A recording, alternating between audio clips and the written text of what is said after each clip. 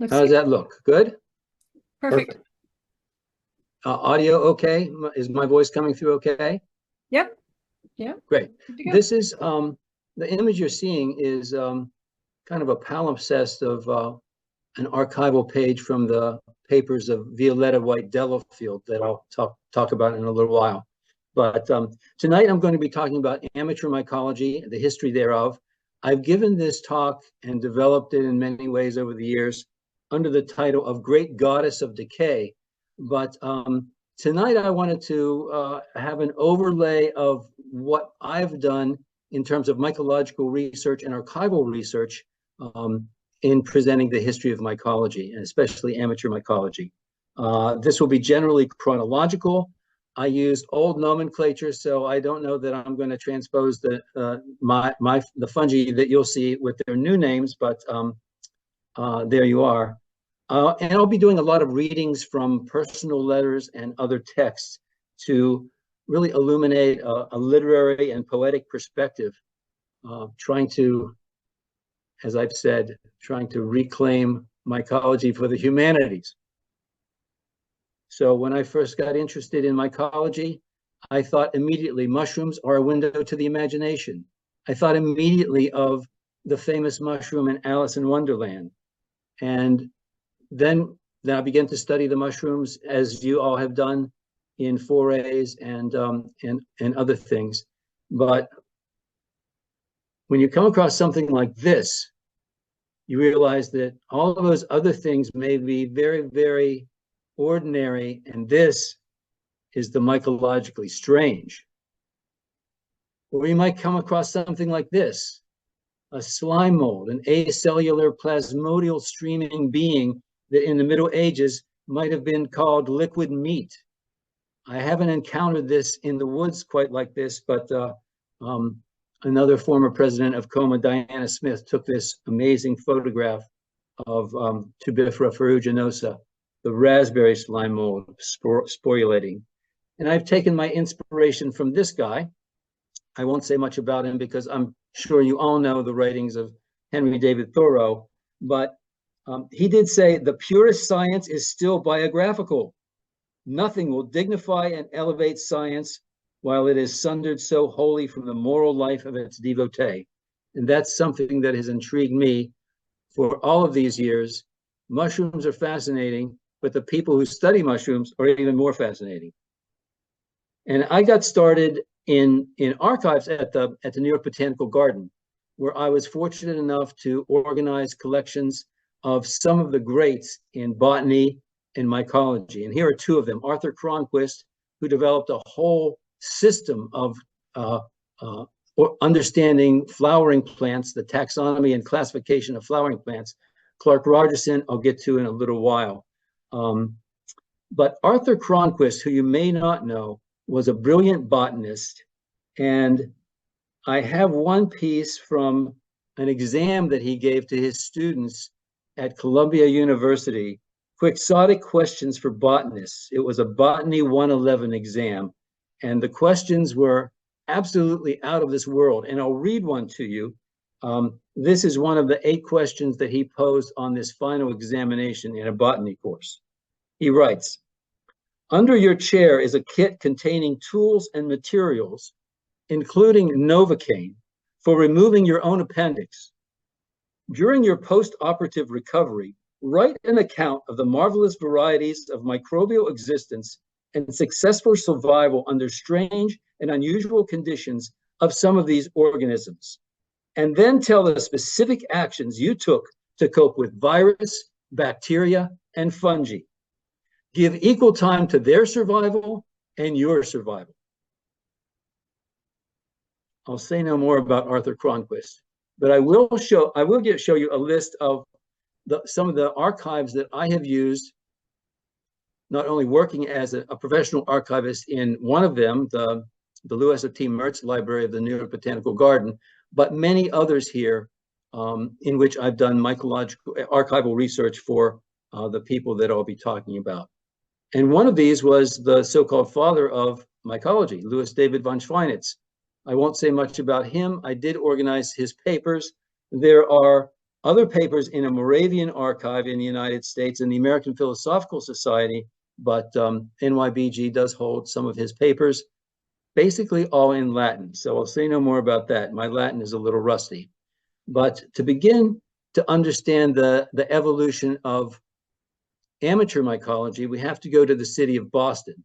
I'll be talking about actually the evolution of your club in just a little while, but the Boston Club started out in 1895, and one of the people who was instrumental in setting up the Boston Mycological Club was a man by the name of Julius Palmer. He was a seafarer. He was involved in the woolen trade in Boston. He was self-taught in mycology.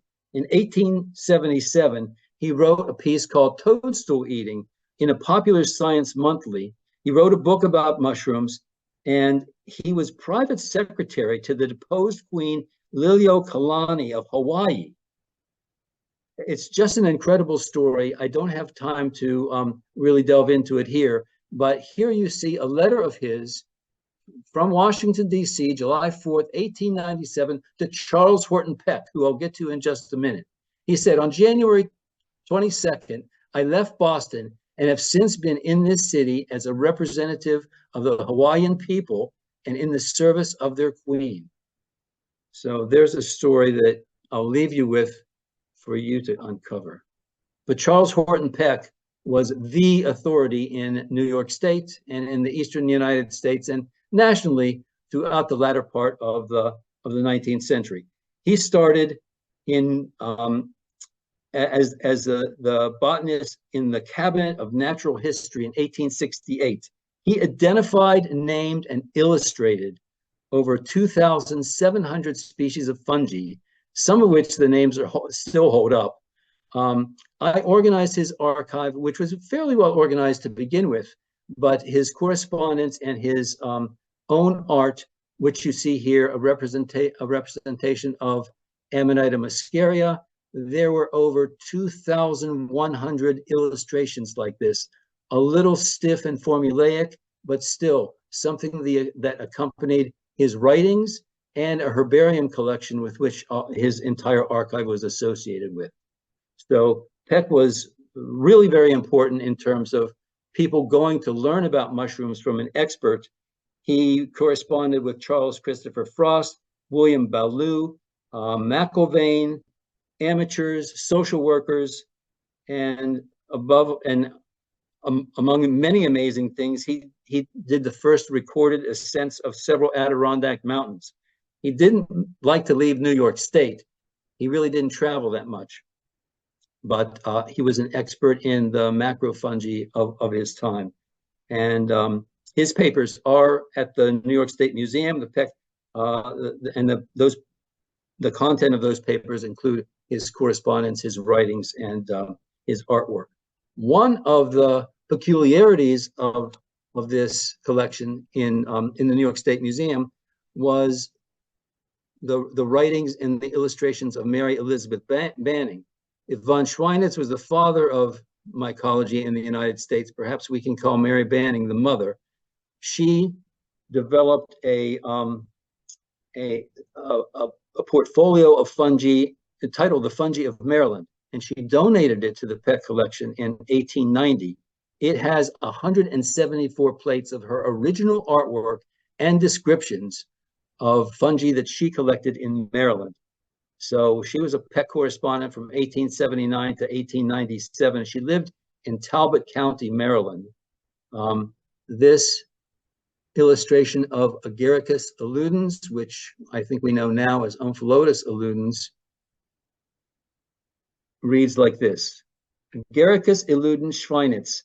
The pileus is smooth, viscid, tight, stiped, stuffed, enlarged at the apex, tapering below.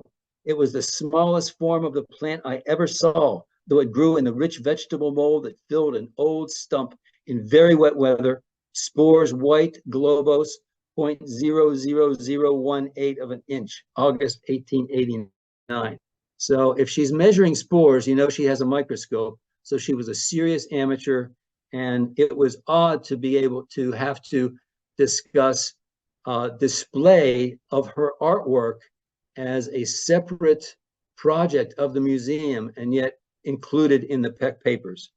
I think there were botanists in the 20th century who felt that Maryland mycology was deprived because these the correspondence and the paintings ended up in New York State Museum, but that's just one of the vagaries of this history. Another Peck correspondent was a very interesting man, a Confederate sharpshooter who saw who saw many battles in the American Civil War, Barry Benson. I had never heard of Barry Benson before. I recommend, if you're interested in this kind of subject, Barry Benson's Civil War book, which I reread just for to refresh my memory about him for this lecture. But he was captured in May of 1864 when the war was still ongoing, scouting for General Lee, and he was imprisoned in the Elmira, New York prison, and with several other men was able to tunnel out and escape from that prison. His correspondence with Charles Horton Peck lasted for about 20 years, from 1893 to 1912. He sent Peck tricholomas, lepiotas, and he was interested in mycophagy, certainly. He was also interested in mycophagy of poisonous species, oddly enough. He wrote this letter to Peck, which I think is really revelatory. Augusta, Georgia, December 15th, 1893. Charles H. Peck, Esquire, State Botanist, Albany. Dear Sir, during the past summer and fall, I have taken a great interest in the study of mushrooms and other fungi. My purpose being to acquaint myself practically with the numerous species that grow hereabout, that I and my family may enjoy the delicious foods so freely given, but chiefly that I may impart my knowledge, which I may acquire to the poor country people.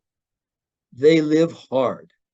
Only now and then, perhaps, when they come to town, do they get a piece of meat. The better off among the white live fairly well, but the poorer whites, and especially the poor blacks, fare hard enough. So he kept up a correspondence with Peck about this, and he also kept up a correspondence with Peck about his experiments with Amanita muscaria. He ate progressively more and more and more Amanita muscaria at each eating, and reported to Peck that nothing was happening other than he satisfied his taste buds. So I don't know about that, but that was an early experiment in eating Amanita muscaria without worrying about the psychotropic effects. But he sent Peck specimens of Agaricus campestris, clavaria, puffballs. He cooked hidnums with bacon. He wrote about edulus, which he called gingy cake, which I assume is a derivative of ginger cake, which refers to the kind of pillow-like pileus of Boletus edulus.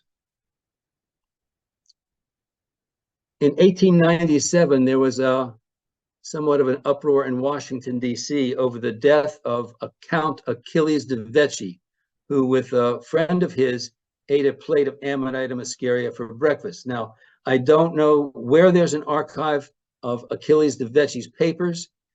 He was actually Garibaldi's emissary to Abraham Lincoln in the Civil War. I have no photograph of Achilles de Vecchi, but I figured it was appropriate to have Frankenstein call de Vecchi to the table so that we could discuss this incident. Again, it involves Amanita muscaria. De Vecchi was a mushroom enthusiast, and one morning he ate a plate of Amanita muscaria and went into convulsions and died. His friend survived. This is odd because Amanita muscaria is not necessarily thought of as a fatally toxic mushroom, although in this case it was. And there was a classic United States USDA account of this, and it was said that it was possible that he made a mistake, or the person who sold him the mushrooms made a mistake from the USDA reports of Thomas Taylor, who was the USDA microscopist for many decades before he lost his job in Washington, D.C. in 1897 or 8. I have searched all through the literature to see if these mushrooms were misidentified, and I couldn't find any evidence of that. But that was held as possibly the reason why he actually died. And these two, Thomas Taylor, the USDA microscopist, and Charles McIlvaine, who was well known as an experimenter in mycology, to the point of him being memorialized to this day as Old Iron Guts, got into a scrap about why this man died from eating the mushrooms. McIlvaine was quite a character. John Cage once said that Charles McIlvaine would eat almost anything provided it was a fungus, which I think is pretty funny. But he was a civil engineer. He wrote articles on art. And in the 1880s, he was traveling in burned regions of forests in West Virginia and came across huge fruitings of Lactarius. And that started him off on a course in career in self-proclaimed career in mycology. His archive is in the Peck papers, but there's lost archival correspondence of his at the University of Michigan. And it was supposedly given to the University of Michigan by Howard Kelly, which we'll get to in a minute. But in 3 inquiries at the University of Michigan, I have been unable to find any Charles McIlvaine correspondence other than what is in the Peck collection. And here's just a little excerpt of McIlvaine's writing to Peck about this celebrated incident in 1897 with the death of Achilles de Vecchi. He wrote, "I am carefully investigating the poisoning of Dr. Kelly and Count de Vecchi. They ate a large quantity of Amanita muscaria, mistaking it for Amanita caesarea. The sudden action of the poison is so at variance with that of ammonitine that I strongly suspect they ate a species of which I have found but one specimen in 1889. I was made unconscious by unsuspectingly smelling it, and I killed a dog in 5 minutes by compelling him to smell the pieces. The peculiar ashy pallor of Amanita poisoning showed plainly on my face for several hours afterwards, and I was quite sick." Now, I don't know whether that is believable or not, but it shows some poetic talent of Dr. McIlvaine.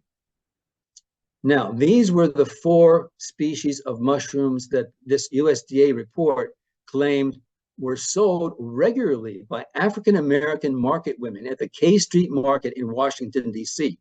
And you see here mushrooms that we've already talked about this evening: Agaricus campestris and arvensis, Coprinus comatus, and Calvatia cyathiformis. These African-American women apparently only sold these mushrooms, and wouldn't it be wonderful to learn more about that particular phenomenon? I'm sure that that is lost to history.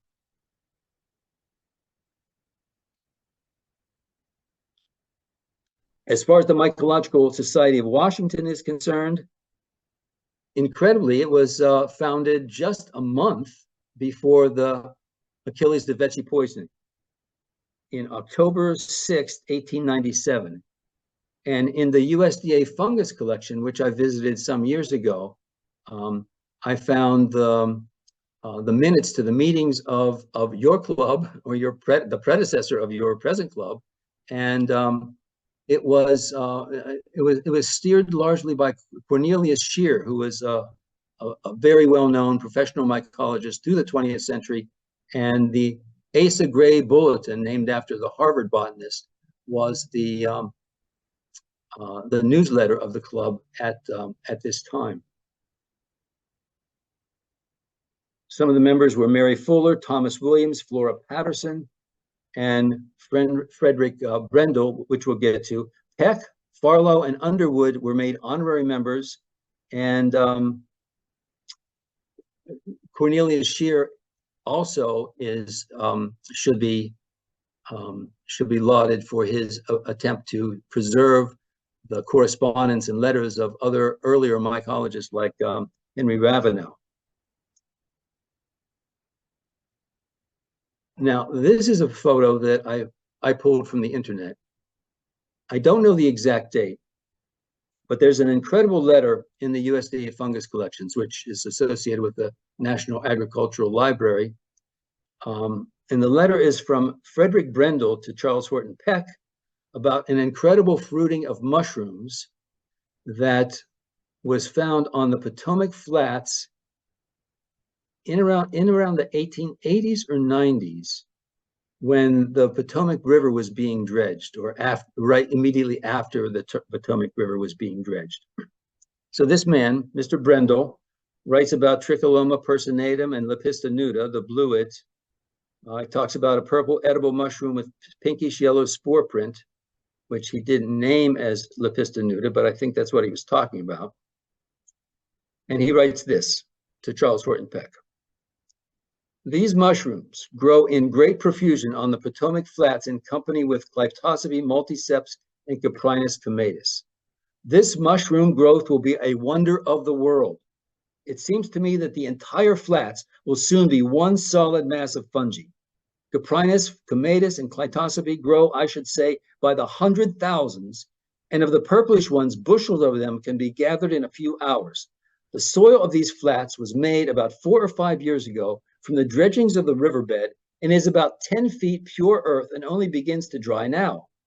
Since last year, the crops of fungi has increased 1,000-fold, and Lepiota nosonoides is beginning to appear. I have informed some newspaper reporters about the phenomenon, and I think some attention will be called to it in the press. One single rootstock of Clitosobe multiceps, we have cut off 92 caps, but there are thousands of clusters containing 200 to 300 in one compact mass. In many places, these three species are so wedged together that they seem to grow on one stalk. Now, too bad there wasn't a photo, right? That would be a real prize. But apparently, Mr. Brendel wrote to the Washington Evening Star, and there are articles about this stupendous fruiting, which I do not have. So I leave it to you to do that research. I may do it myself one day.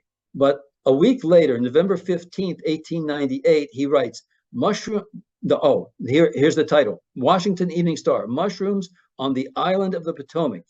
And it says, over 1,000 people visited the island and viewed the phenomenal growth of fungi. Yet a week later, November 21st, he wrote to Peck, I visited the island yesterday, and though over 100 bushels had been carted away on Saturday alone, there are just as many C. multiceps and T. personatus as before. They are spreading all over the island very rapidly. People are not any more afraid of them, as thousands of persons have tried them since the 11th. Italians, Greeks, and Germans make the most use of them, and many families are drying them for winter use. There are about 15 acres covered with these, including Caprinus comatus, of which thousands are gathered every day. The flats cover probably 100 acres, and the island about 160. Now that qualifies for the mycologically strange, I would say. I'll leave you with that and turn to the New York Botanical Garden. Two of the collections I organized were those of the director-in-chief of the New York Botanical Garden, Nathaniel Lord Britton, and Lucian Marcus Underwood, who started the first amateur club in New York City, which didn't last long, and I have found very few documents about that. But many things I could say about Britton. He's a study to himself. His archive is located at the New York Botanical Garden, but also at the Staten Island Institute of Arts and Science. He founded the Scientific Alliance in the 19-teens. He did a major survey of the flowering plants of Puerto Rico, and he was the upholder of a radical system of naming called the American Code, which, if it would have existed, if it would have been upheld as a legitimate code of nomenclature by the botanical community, we would know Amanita today as Venenarius and Boletus as Seriomyces. I'll say no more about that. But this is Violetta White Delafield, who is an understudy of Lucian Underwood. And she has a rather tragic history because she started to study mushrooms at the New York Botanical Garden, very interested in the gastromycetes, wrote about the gastromycetes, but then due to a tragedy in her family, she abandoned mycology. And we celebrated her at the John Cage Mycological Weekend at Bard College, the John Cage Trust at Bard College in October 2019. Did quite a celebration of both John Cage and Violetta White Delafield together with an exhibit and performances and lectures. This is one of her sketches from her archive at the New York Botanical Garden.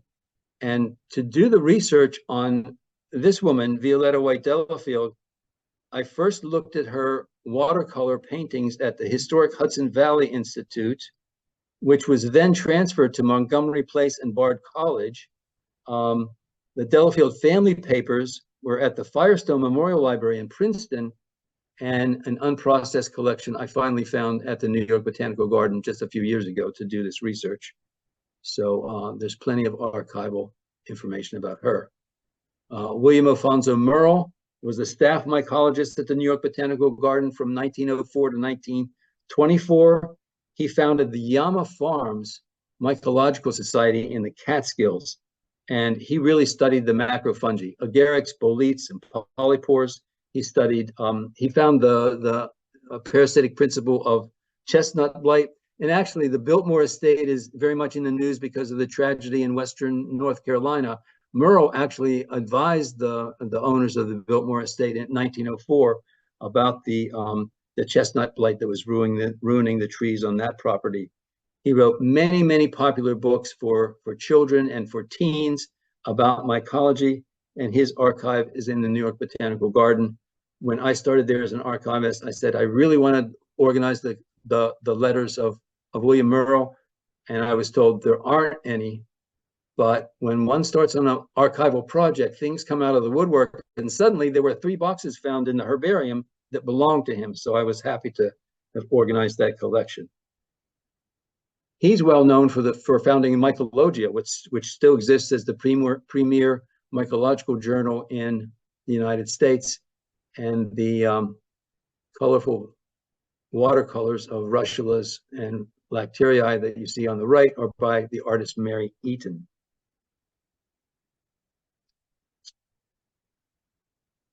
After Merle was in Europe for a long time, suffering from a kidney condition that hospitalized him for months, and he was out of touch with the garden.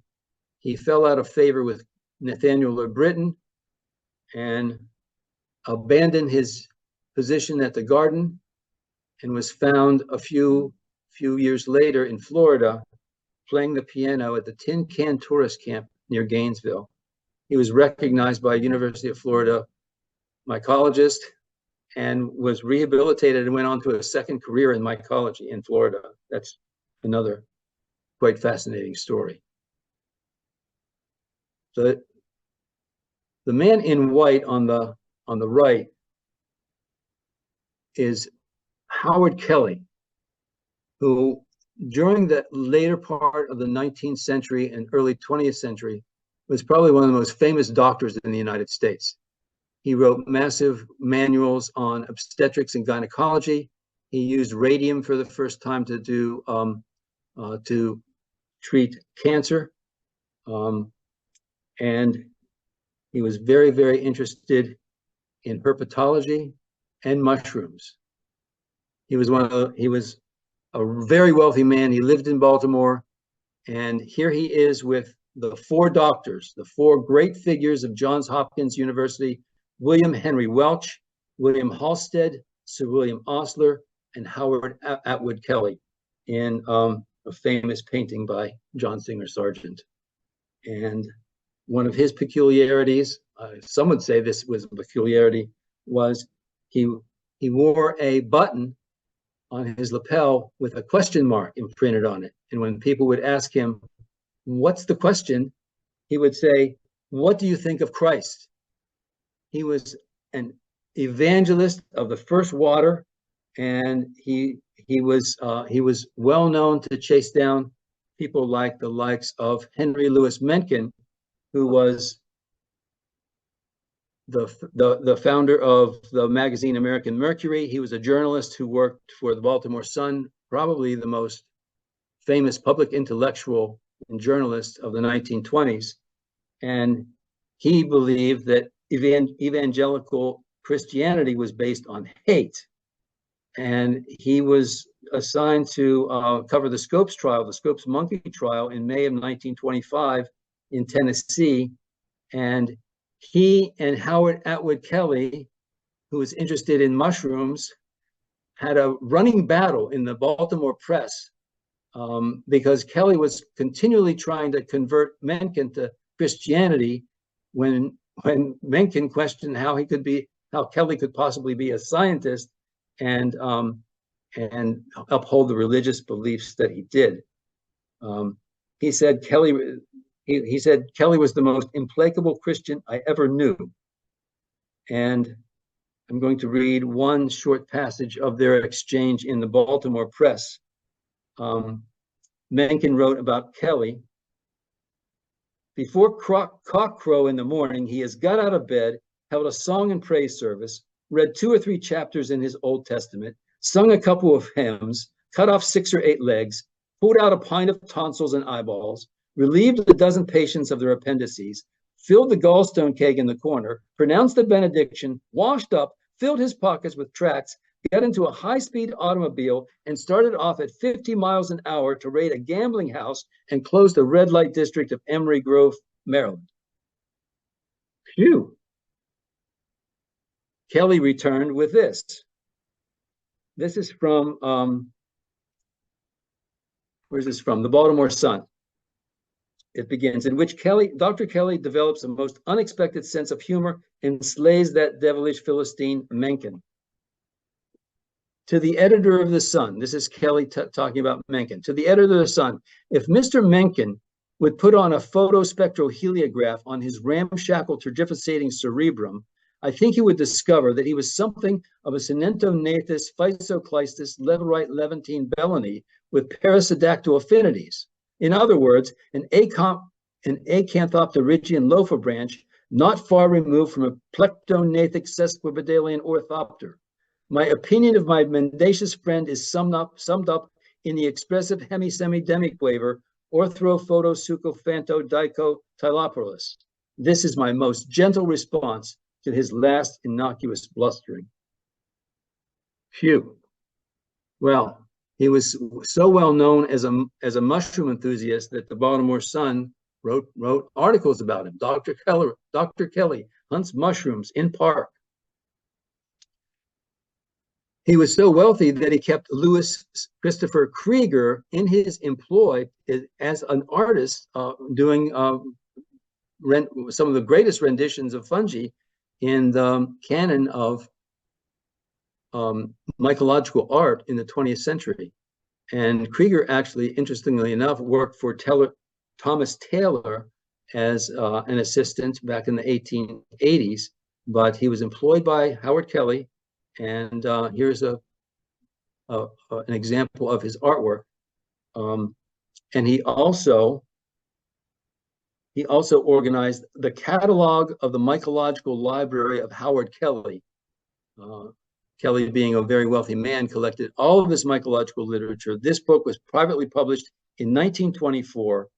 And I heard first about it in this particular translation of great work by Louis René and Charles Tulane, the Selecta Fungorum Carpologia, which the English translation by William Bywater Grove in the New York Botanical Garden had a letter from Kelly talking about his financial support of this translation, which was a big deal at the time.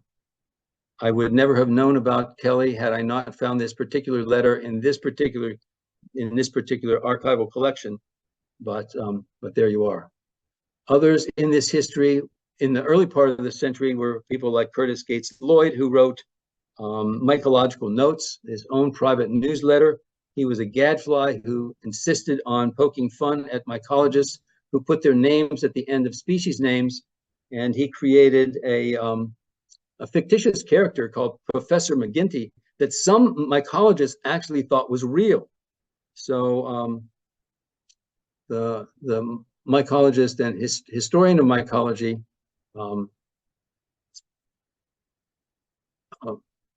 Ron Peterson, has actually said that Curtis Gates Lloyd set back mycology 50 years from his antics in describing the foibles of mycologists who attach their names to species. Joe Bignell Ellis was another collection in the New York Botanical Garden that I worked on, and here again, the discovery of a single letter to Ellis from George Washington Carver led to a whole webpage about this relationship and Dr. Carver's work in the 1920s. Here's an example of a plant being parasitized by a fungus and host, found by George Washington Carver in 1900 in the collection at the New York Botanical Garden. A photomicrograph of Phylactinia compared with an illustration of the same fungus by George Washington Carver. I don't know what to tell you about amateur mycology through the Great Depression and the war years, because they were times of turmoil, and whether people banded together in clubs, I'm really not sure, other than the New York Mycological Society had a second incarnation in the 1930s, and these two mycologists from the professional side of things, Alexander Smith and Rolf Singer, were very, very important in mycology in the second part of the century. And this is a fateful encounter. The banker, Robert Gordon Wasson, researching his magnum opus, Mushrooms, Russia and History, in the 1950s, was led to Oaxaca, Mexico, where he tried psychoactive psilocybe mushrooms that were used in a healing ritual of the Mazatec culture in South Central Mexico. And this led to an upheaval in terms of what it did to experimentation with mushrooms in the 1960s. This is Psilocybe cerulescens, the so-called landslide mushrooms. It was named by William Murrow, by the way. And here is Wasson and compatriots sorting psilocybes one bright sunny afternoon in Oaxaca. And this is Maria Sabina, the famous curandera of the Mazatecs, which Gordon Wasson encountered at that time. And this led to a great career for Wasson, who was a banker. He was a wealthy man, but it also should be said that he really wasn't an anthropologist, so he wasn't really concerned about participant observation of another culture in order to understand their belief system from the ground up. However, he did record this mushroom velada, this so-called ritual ceremony of Maria Sabina and the Mazatecs in the 1950s, and it became famous for people like Anne Waldman, who took Maria Sabina's chanting and literary style to use for her own poetic endeavors. And it was said that people like John Lennon and Mick Jagger and Bob Dylan and other famous rock stars visited Oaxaca for sort of psychedelic tourism, but we don't know exactly whether that happened.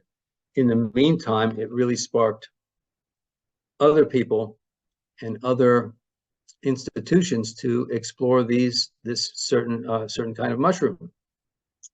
And one of them was Timothy Leary. This is from an excerpt from The Seven Tongues of God, which was a speech that he gave at the annual convention of the American Psychological Association in 1963. He wrote, "Once upon a time, many years ago, on a sunny afternoon in the garden of a Cuernavaca villa, I ate 7 of the so-called sacred mushrooms, which had been given to me by a scientist from the University of Mexico. During the next 5 hours, I was whirled through an experience which could be described in many extravagant metaphors, but which was, above all and without question, the deepest religious experience of my life." Now, we know where that led to in terms of the development of the counterculture in the 1960s. And another person who was very much involved with this was the person who synthesized LSD for the first time, Albert Hoffman. He also was a supporter of Wasson's research, and they collaborated on publications and dissemination of information about this, these mushrooms and this psychoactive principle. LSD, of course, was derived from Claviceps purpurea, which is known as ergot. And as for my snarky quotation at the lower left, that's not a quote from Albert Hoffman, but I couldn't resist saying that.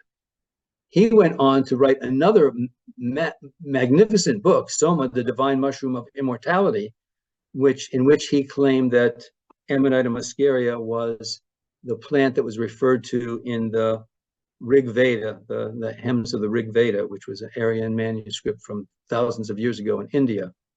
And now we come to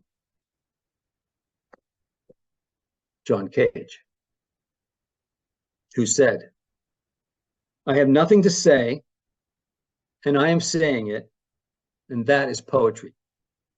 Poetry is the realization that we possess nothing. Anything, therefore, is a delight, since we do not possess it, and thus need not fear its loss."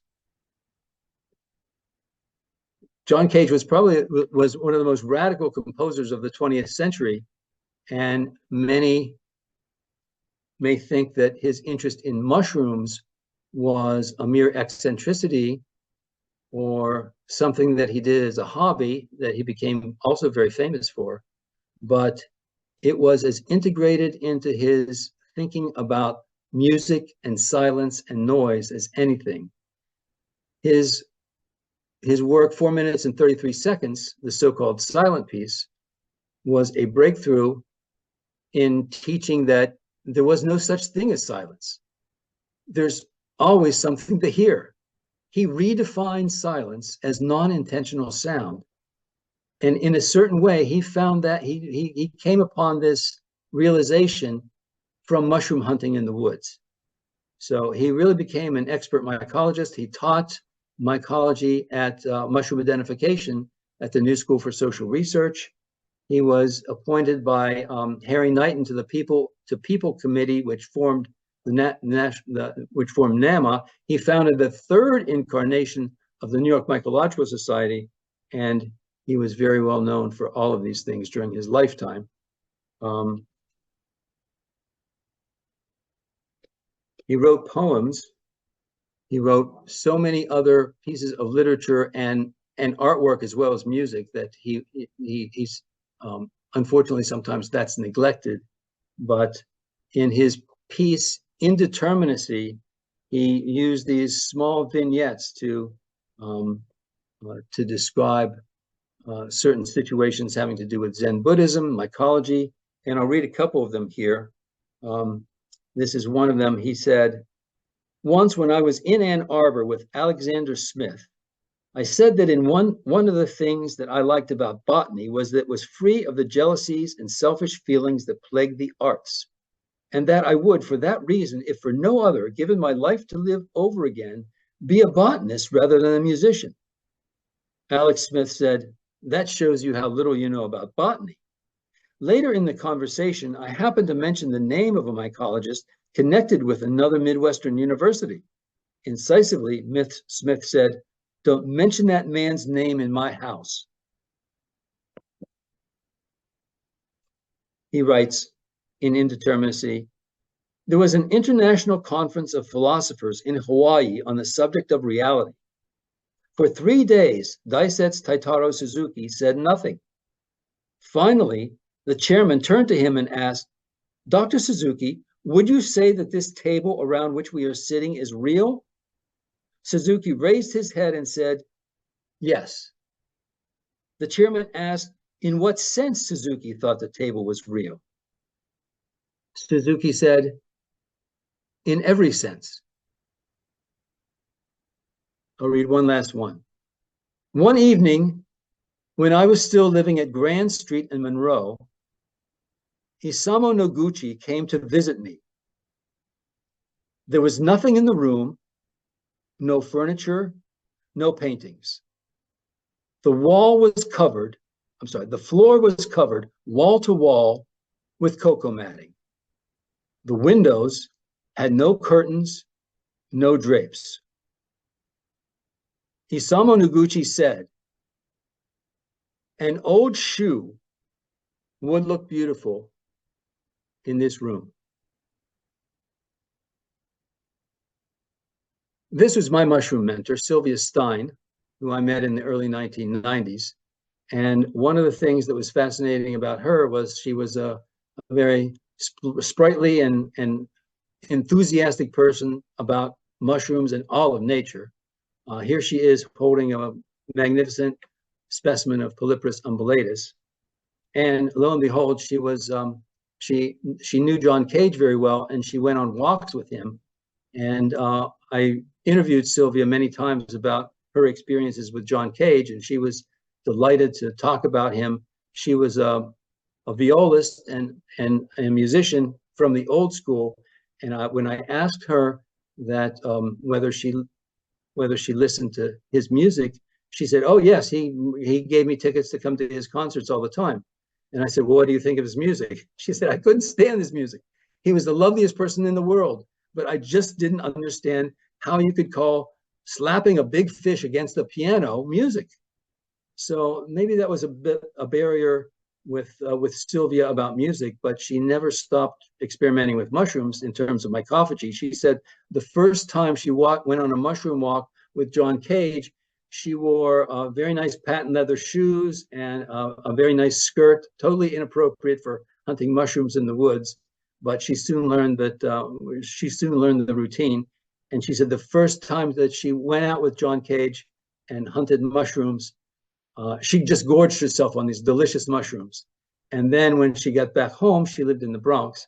She proceeded to get very, very ill. And her husband almost took her to the hospital, but she recovered. She told me she called John Cage the next morning and she said, "Did anyone get sick?" He said, "No, no one got sick." She said, "I got violently ill from all these mushrooms." And he said, "Well, it happens sometimes." So she was totally flabbergasted that no one else got sick with all the delicious mushrooms that were eaten that day. But one of the other splendid works of mycology from the 20th century is John Cage's mushroom book, which he did in association with Lois Long and Alexander Smith. The mushroom book, he wrote this about the mushroom book, actually. He said, "I had for many years wanted to write a mushroom book, and I found that when I concentrated on mushrooms, it was not interesting. So what I did was to list all the things that interested me: mushroom stories, excerpts from mushroom books, remarks about mushroom hunting, excerpts from Thoreau's journal about mushrooms, anything, remarks about art and life." So while there were excellent, easy to understand descriptions of the mushrooms by Alexander Smith and superb illustrations by Lois Long, what you see here are Cage's overwriting of various things, the text that he used to compose what it might feel like in a literary format to hunt mushrooms in the woods. And this is one of the illustrations by Lois Long, Copranus comatus, which we have been talking about tonight. And one last thing about Cage, his Misostic poems included a vertical spine word that stands out, and that is mushrooms. And this is his poem from 1979. Just one verse from many verses in this poem. No matter how many years you've hunted them, you'll always welcome the next opportunity to look for them. It's hard to explain. Harry Knighton was a machinist and electrician in Portsmouth, Ohio, with a fascination for mushrooms in the mid-1950s. And he started really what became a national movement to organize people who were interested in mushrooms.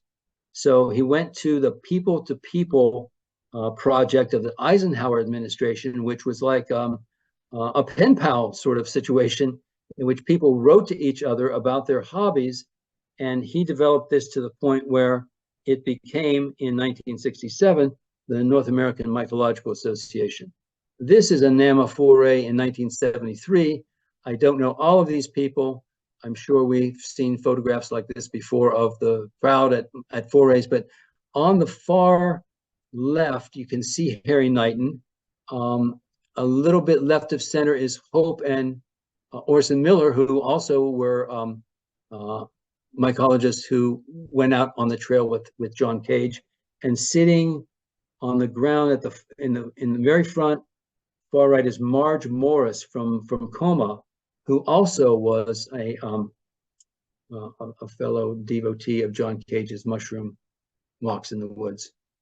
Here's kind of a schematic of the mushroom clubs that devolved from the founding of NAMA in 1967. So the People to People Committee was formed in 1959.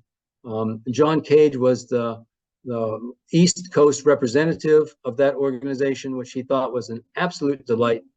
And he was actually listed as a taxonomist, and the fact that he knew French in one of the People to People early newsletters. But the earliest mushroom club was the Westfield Toadstool Club in New York, which was founded in 1895 on March 6th. And Boston can say it was founded second, but it lasted the longest because it was founded on June 12th in 1895. I have documents from the Boston Mycological Club from 1895 to around 1915, and then nothing to the 1960s. So I believe they have an archive that could be utilized to write a really nice history of that club. As you can see, the New York Club had 3 different incarnations, and the last one in 1962 was founded by John Cage, and some of the other ones. This is in no way complete, but gives you a sense of the mushroom clubs and when they were founded in the 20th century. Coma was blessed with an expert from the New York Botanical Garden, Clark Rogerson. He was a curator of the garden and expert in hypocrealian fungi. He was the historian and president of the Mycological Society of America and managing editor of Mycologia. When I organized his collection, I had to go to 4 sources. One, the basement of the library building at the New York Botanical Garden. One, his office in the old lab, and a crawl space underneath one of the floors where I found all of these specimens of flowers and parasites, fungal parasites of flowering plants that he collected from Utah. I put it all together and organized this collection. It was a wonderful experience. And though I'd never met Clark Rogerson myself, I wrote to him, sending him the finding guide to this superb collection. And the letter that he wrote back thanking me for my work was something I will always treasure. So 2 things in his collection that I've always wanted to write about but never have. He, at the end of World War II, was in the service, and he studied the mushrooms of the Marshall Islands. So if anyone out there is interested in Marshall Islands fungi, there's plenty about this in Clark Rogerson's archive. And he also, in the 1950s, received a whole series of letters from the mycologist Richard Korff about Korff's experience in travels through Europe and studying the theater, which again, the literary implications of all of this come up time and time again. The Telluride Mushroom Festival is something that connects, I suppose, Wasson and Leary's interest in things fungal to the present day extravaganza that happens in Telluride every year. And in 1912, I gave a talk on science fiction and mushrooms, and it was totally unrehearsed. And there was this wonderful cartoon called World Killer by the French cartoonist Mobius, and I had a CD of a Brian Eno composition that totally complemented what I was reading, which was actually in German, and then I translated it into English. And it was I thought that would be the last time I would ever lecture, because it came off unexpectedly so well. And the mushroom that was invoked was this mushroom. My name is Kurbalaganta, and I've been waiting for you since the beginning of time. So this time traveler, Fildegar, has roamed over this planet, going through all of these crevices and canyons, and he comes upon this huge, giant Amanita, in which he approaches, takes a piece of its stem and eats it. And that, as his head explodes in hallucination, the universe explodes and ends. The university probably exploded for these two fellows too. These are the founders of the Telluride Mushroom Festival, at least two of the four of them. Gary Linkoff, Manny Salzman, also Andy Weil and Paul Stamets were responsible for that. And early on, it was really an educational conference on the study and cultivation of wild mushrooms. I pitched to organize their archive, but I don't know that there were any papers really collected in one place to do that. So we used to tease Gary that there was the East Coast Gary and there was the Telluride Gary. And here's the East Coast Gary with Sam Ristich. Gary Linkoff is known as many things from his publications, but probably best known about the Audubon Guide. But I don't think too many people realize how closely he collaborated with Sam Ristich on that guide and on many other things having to do with the intensive study of mycology for professionals and amateurs. And it's my belief that John Cage, Gary Linkoff, and Sam Ristich did more to found amateur mycology in the latter part of the 20th century than just about anyone else. Sam Ristich was a PhD entomologist. He studied all of nature all of his life. His early notations about birds is absolutely stunning. And he was a celestial navigator during the World War II for the Air Transport Command. If you can imagine, instead of using GPS, using a sextant and lining it up with the horizon and the stars in order to navigate a plane across an ocean, it's just staggering to think that he did that. Gary used to tease him that this photograph looked like Moses coming down from the mountain with the tablets, but Sam was quite a character. And he was interested in the mycologically strange, things like this: banana slugs eating boletes. And since he was an entomologist, pleasing fungus beetles on a Ganoderma. One wonders what an unpleasing fungus beetle would be like. Auroscalpium on a pine cone.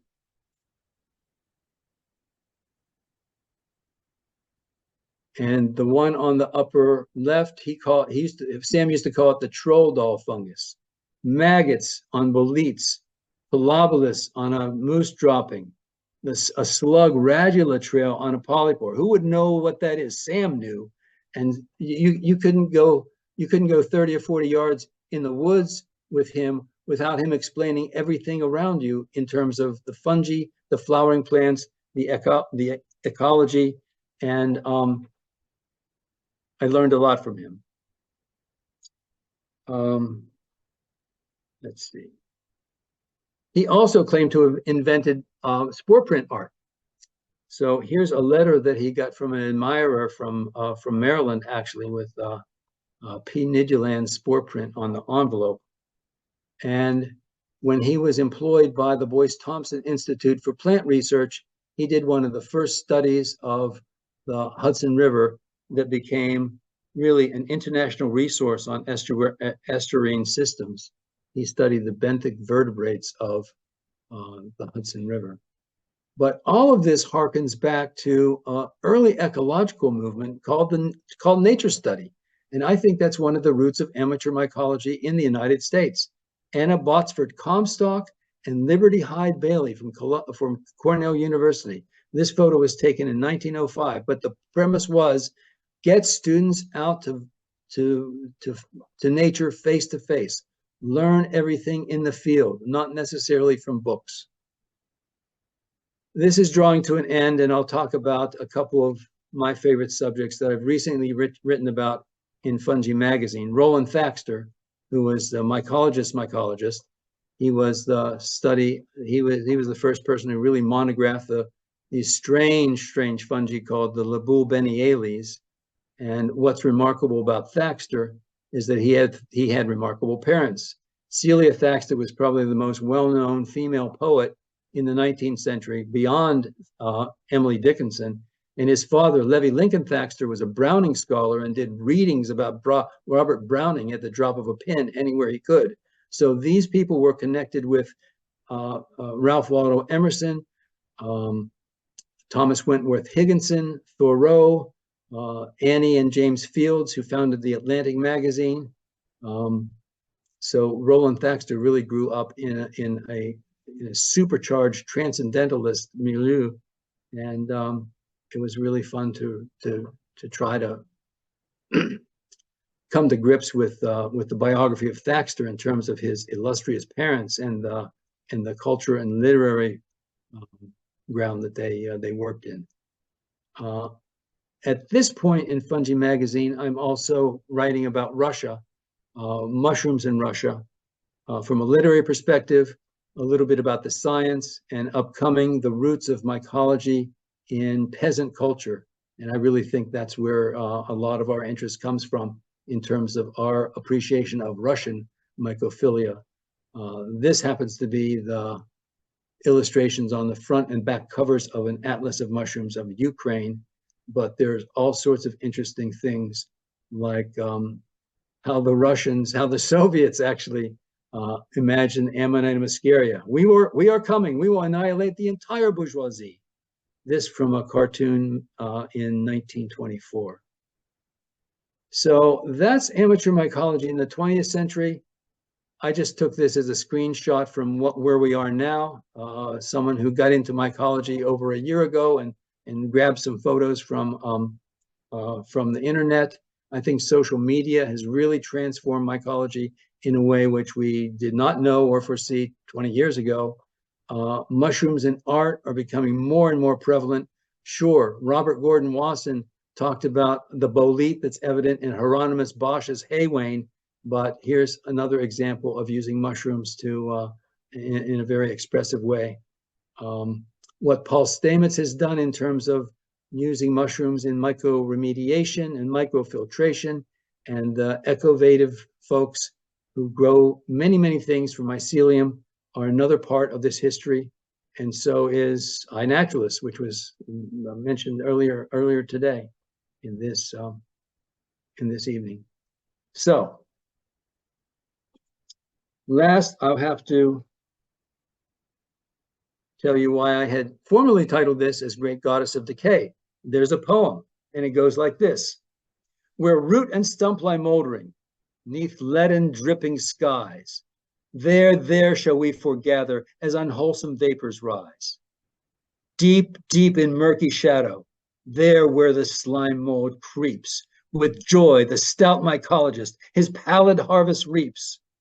No cloud of noxious insects, no landlord's squamous heart can stay our dedication to the mycologic art.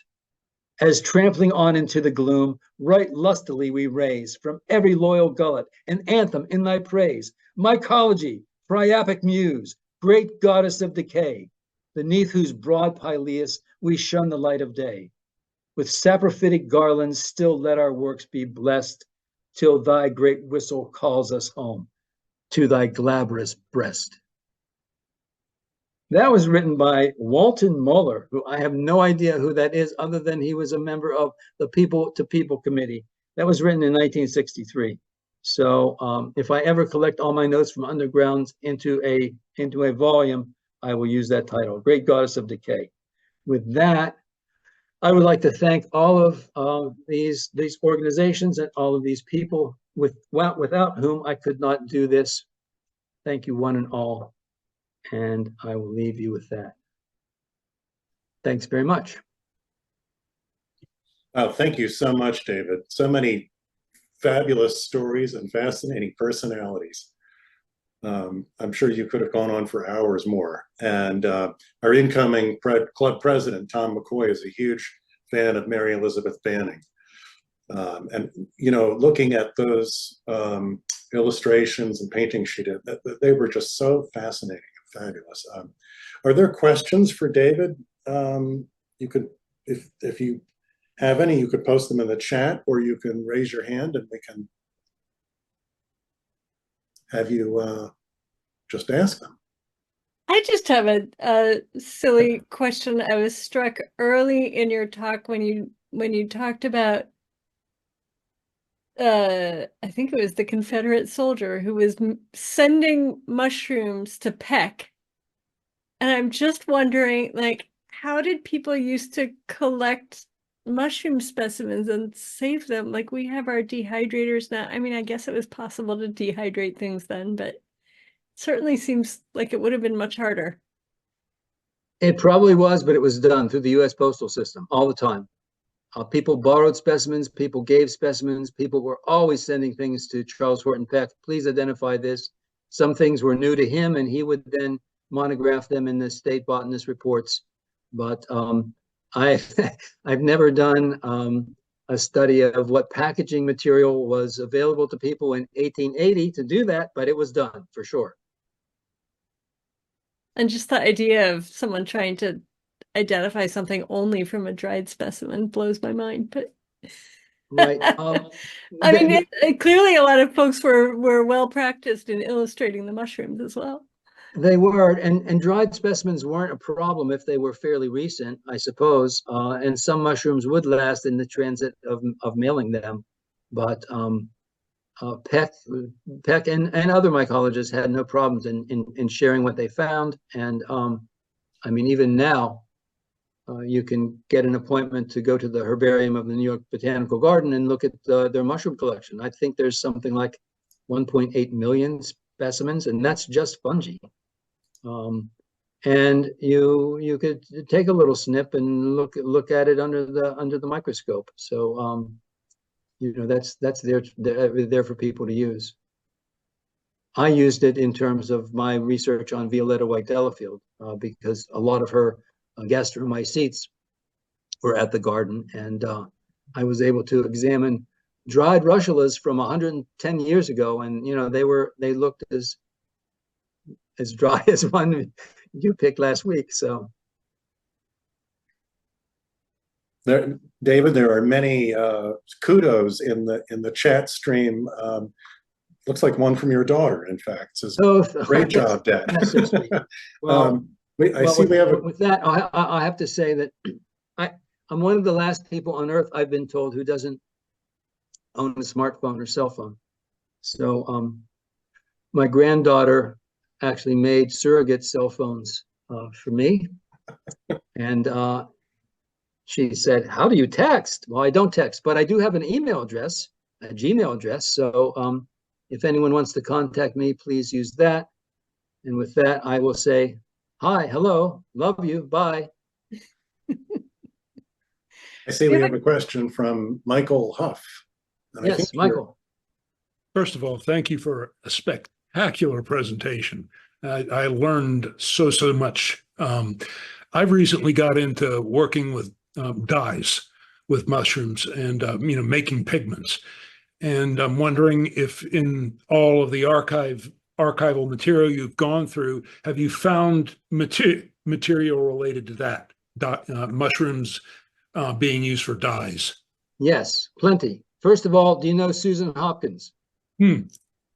Susan Hopkins is the guru about mushrooms and dyes. She's attended all the fungi and fiber symposiums that are organized, I think, once every 3 years.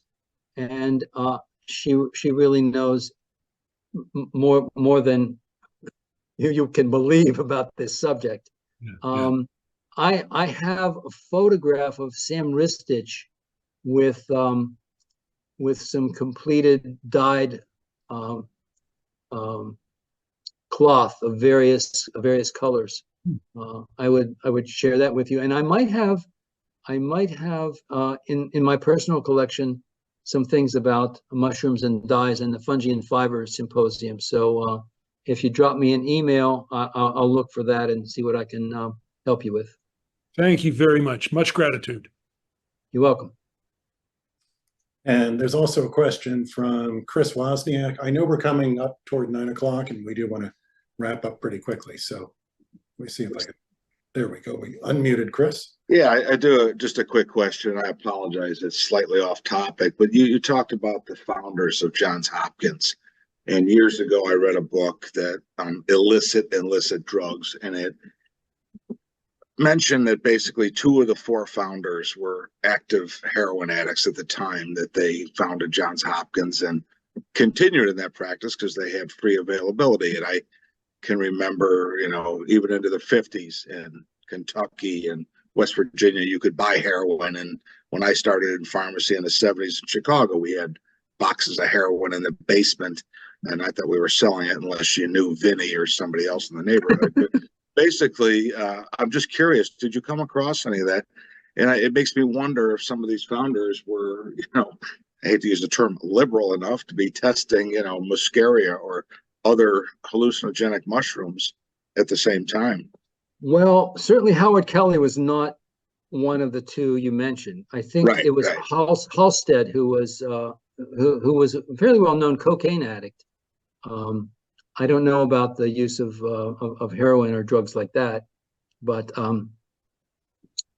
I will say that if you want information about that, you'll have to go to the Alan Mason Chesney Archive of the Johns Hopkins Medical Center, and it will. It's a hell of a thing trying to get an appointment with them. It was one of the most difficult archives I ever had to show credentials that I really needed to use their resources. So good luck with that. But there is a book about I think it has the title of something like Doctor on the Edge or something like that, about Halstead and his habit. So you could look for that. I know there are more questions, but we are right up at 9 o'clock just about. So we should probably wrap things up. So thank you so much, David. This was really an incredible talk. And if you want to rewatch this, it'll be up on our YouTube channel pretty soon. So thank you, Tom. I appreciate the invitation, and it's nice to meet all of you. Yeah, thank you so much. Thanks. Thanks, everybody. Have a good night.